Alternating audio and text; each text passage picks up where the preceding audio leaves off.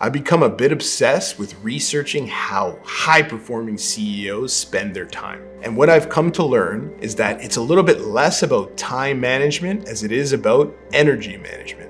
Take, for example, Daniel Ek, the CEO of Spotify. He actually calls it specifically energy management. He will not do things that drain his energy. First of all, I don't think most of us are even mindful of what does give us energy or drain us of energy. So that's step number one. Step number two is strategize it like Daniel Ek does. He will not do things that drain his energy. I'll give you another example. A CEO client of ours, he plans his agenda 365 days out.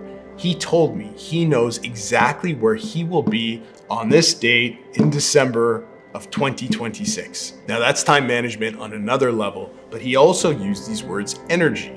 He's putting the big blocks in there, those big client conversations, the things that he needs to do, that he should do in his role that give him energy to keep going. So the first step in all of this is to actually be very mindful of what are those things that either give you energy or drain your energy. The good news is that there's actually a great model for this. It's called Dan Martell's Buyback Quadrant. This quadrant will help you master your time like a CEO. So I'll read you through them. Quadrant number one, low value, low energy, eliminate. If it's not adding value to the business, you shouldn't be doing it anyways. Number two, low value, high energy.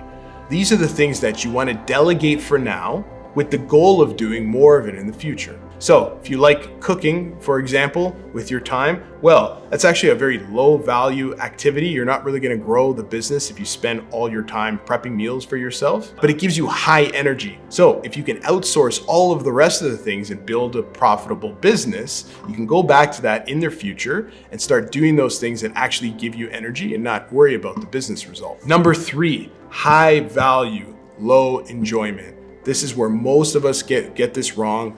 And this is where you start to delegate. He has another great tool where you do an assessment of where you spend your time within a day. And this is absolutely critical for CEOs to focus on the things that will move the business forward. That's why he recommends the first hire that you get in your business is an admin assistant.